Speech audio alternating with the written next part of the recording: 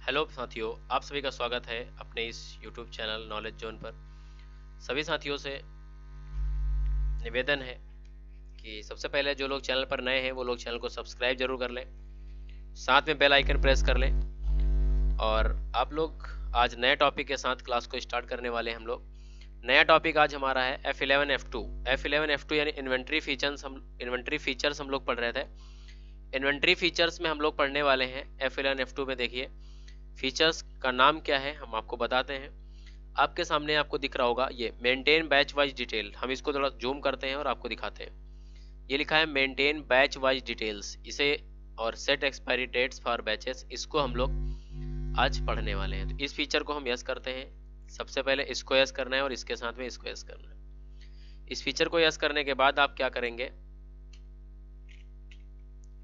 आपको क्या करना है, इसको एक्सेप्ट करा देना। चाहे इंटर करके एक्सेप्ट कराओ या फिर यहीं से कंट्रोल ए कर दो डायरेक्ट, तो यहीं पर एक्सेप्ट हो जाएगा।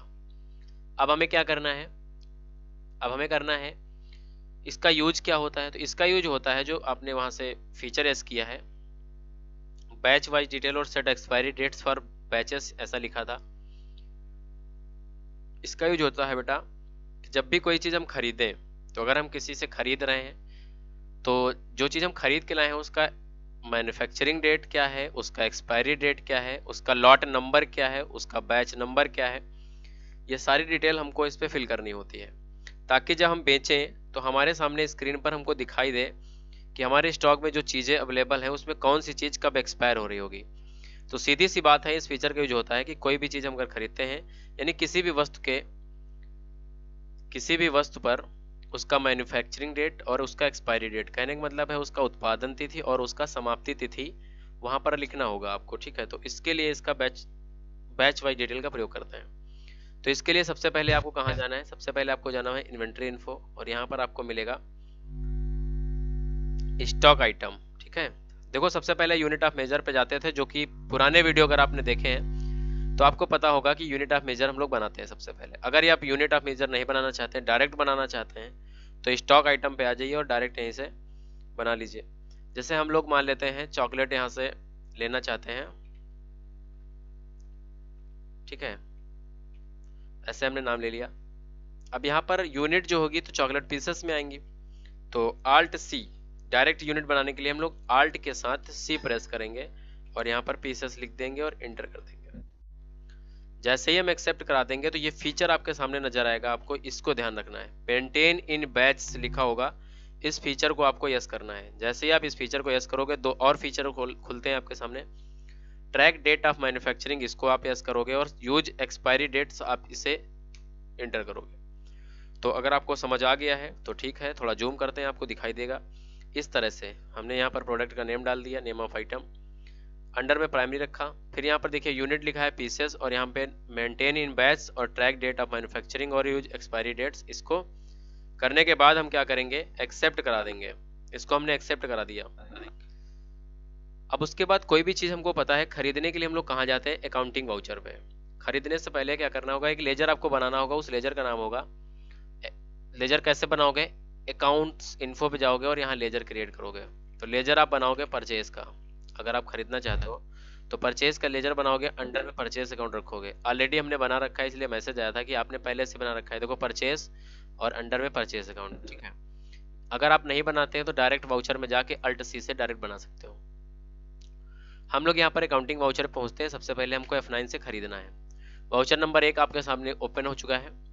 पार्टी का नाम, अगर आप कैश में खरीद रहे हो तो कैश लेना होगा आपको, अगर आप किसी पार्टी से उधार में खरीद रहे हो तो पार्टी का नाम लेना होगा, और यहाँ पर परचेस आ जाएगा डायरेक्ट। अब देखो स्पेस दबाओगे तो नेम ऑफ आइटम यहाँ पर सेलेक्ट करना होगा।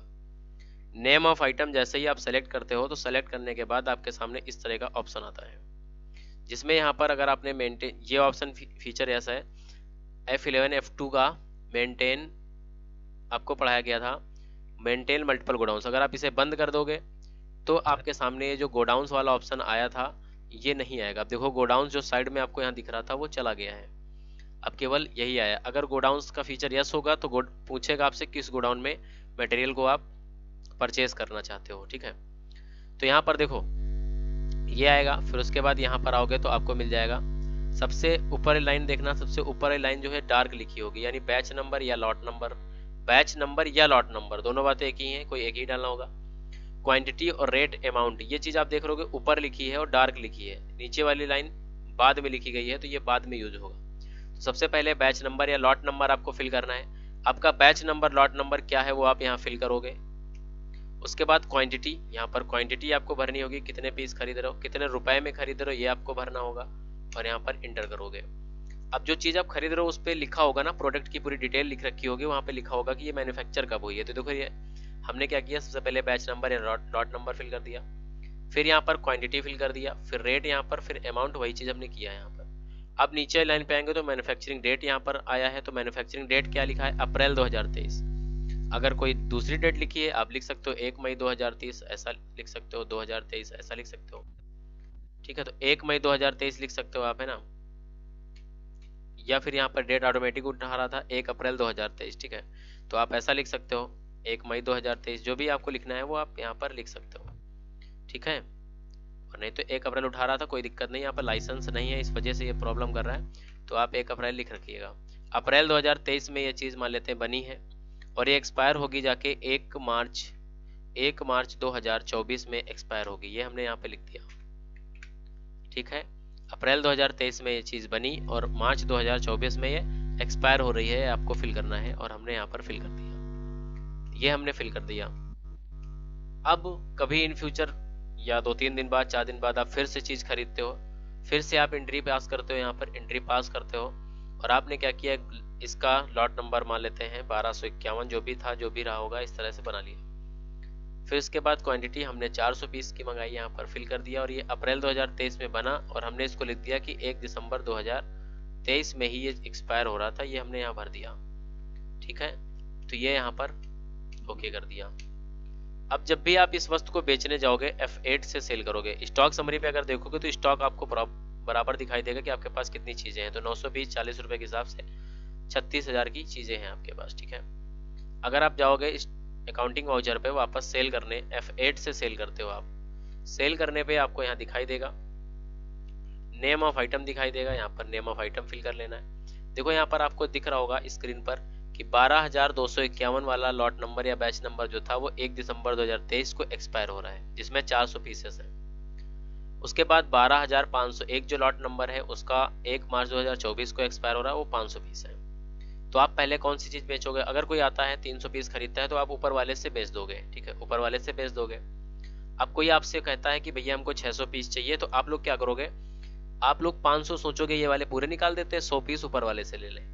लेकिन मान लिया ये वाली चीज आपकी बिक गई, उसके बाद कस्टमर आपके पास नहीं आता है, तो जिसमें जो बची हुई चीजें हैं वो खराब हो जाएंगी, तो पहले जो एक्सपायर हो रहा है उसे आप पहले निकालोगे ना। तो 600 पीस अगर आपके पास हैं, मतलब सामने वाले ने 600 पीस अगर आपसे मांगा है, तो आप क्या करोगे, इसको आप सेलेक्ट करोगे, सबसे पहले इसको सेलेक्ट करोगे और यहाँ पर क्वांटिटी 400 पीस भर दोगे। 50 रुपए मान लेते हैं चीज हमने बेची है, तो 50 रुपए यहाँ भर दिया।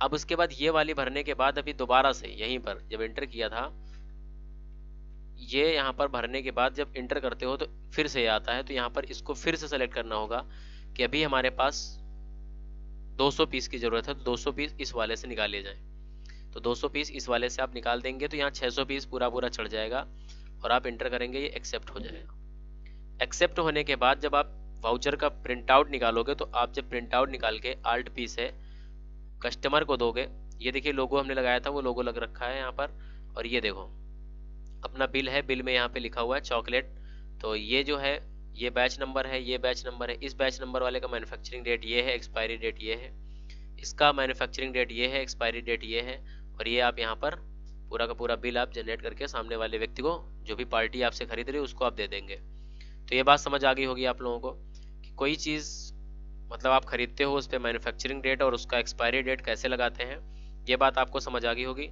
तो दोस्तों आप लोगों को पता चल गया होगा कि इस फीचर का यूज क्या होता है। अगर दोस्तों आपको वीडियो अच्छी लगी हो तो वीडियो को लाइक कर देना, चैनल पर नए हैं चैनल को सब्सक्राइब करके जाना, और इस वीडियो को ज़्यादा से ज़्यादा लोगों में शेयर कर देना, जो भी आपके फ्रेंड वगैरह हो जिनको समझ ना आ रही हो टैली, तो आप इस वीडियो को देखें और उसको भी बताएं कि टैली देखिए कैसे समझ आती है आपको आसानी से। बहुत बहुत धन्यवाद दोस्तों।